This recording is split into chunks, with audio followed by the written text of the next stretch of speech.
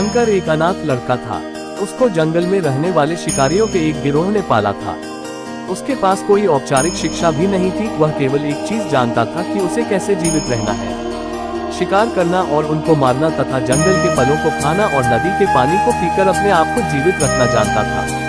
एक दिन वह अपना रास्ता भटक गया और उसने देखा कि कुछ लोग नदी के किनारे पर बने एक पत्थर की आकृति के चारों ओर जोर जोर से चिल्ला रहे हैं। कुछ लोग उस पर फूल, फल और नारियल चढ़ा रहे हैं। शायद उसने सोचा ये कोई मकान होगा जिसमें लोग रहते होंगे, पर यह एक प्राचीन मंदिर था। लेकिन शंकर ने इसे पहले कभी नहीं देखा था, पर इसके बारे में जानने के लिए वह काफी उत्सुक था।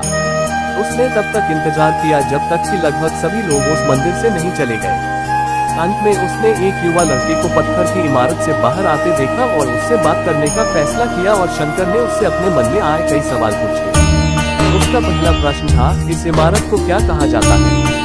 लोग अपने साथ क्या लाते हैं? फिर उन चीजों को अंदर वाली इमारत में क्यों छोड़कर वापस आ जाते हैं?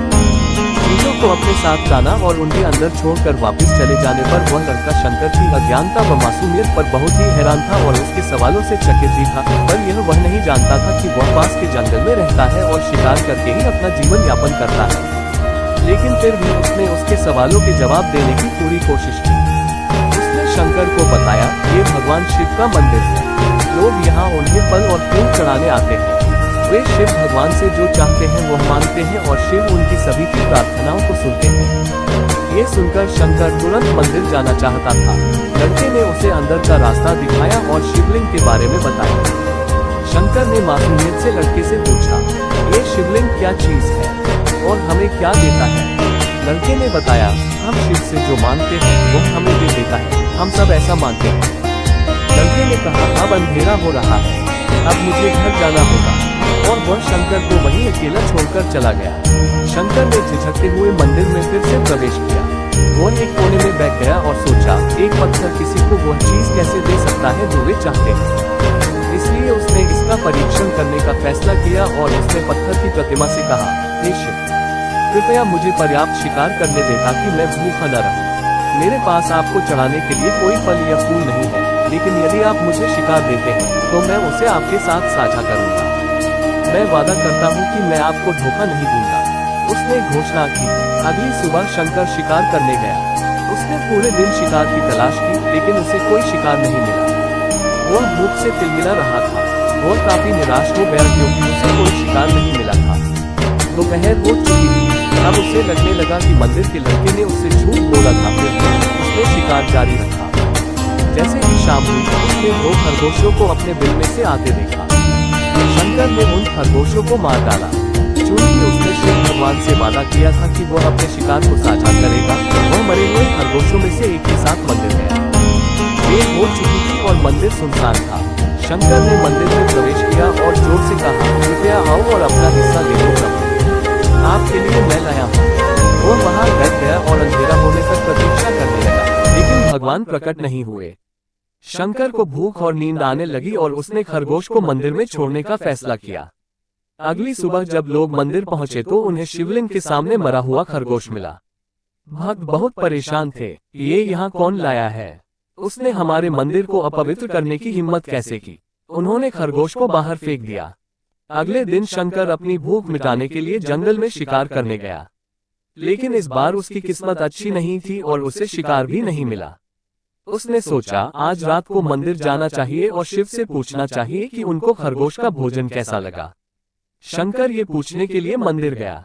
जब वह मंदिर पहुंचा तो उसके आश्चर्य का कोई ठिकाना न रहा। उस रात मंदिर में लोगों की काफी भीड़ थी। शिवरात्रि की रात थी, लेकिन अबोध शिकारी लड़के को इस बारे में कुछ भी नहीं पता था। शंकर ने चारों ओर देखा और उस युवा लड़के को देखा जिसने उसको मंदिर के अंदर शिव से प्रार्थना करने के लिए कहा था। चूंकि उसे इतने सारे लोगों के आसपास रहने की आदत नहीं थी, उसने वहीं रुकने का फैसला किया और पास के एक बेल के पेड़ पर चढ़ गया। यह एक लंबा इंतजार था और समय बिताने के लिए उसने पेड़ से पत्ते तोड़कर जमीन पर फेंकना शुरू कर दिया। उसे अज्ञात पेड़ के नीचे एक छोटा सा शिवलिंग था जिसकी पूजा लंबे समय से नहीं की गई थी। शंकर के द्वारा फेंके गए बेल के पत्ते उस शिवलिंग पर गिरे। शंकर भजनों से मंत्रमुग्ध हो गया और धीरे धीरे साथ गाना और पंचाक्षरी मंत्र का जाप करना शुरू कर दिया। रात भोर में बदल गई और सभी भक्त मंदिर से चले गए। शंकर पेड़ से उतरा और मंदिर में प्रवेश किया। उसने देखा कि शिवलिंग की आंखों पर लाल निशान थे। वे कुमकुम के थे जो लोगों ने लगाए थे, लेकिन शंकर को यकीन था कि शिव को उनकी आंखों में परेशानी हो रही है। उसने शिव की खेदजनक स्थिति के रूप में जो कुछ भी महसूस किया, उसके लिए उसे बहुत दुख हुआ। वह उनकी मदद करना चाहता था।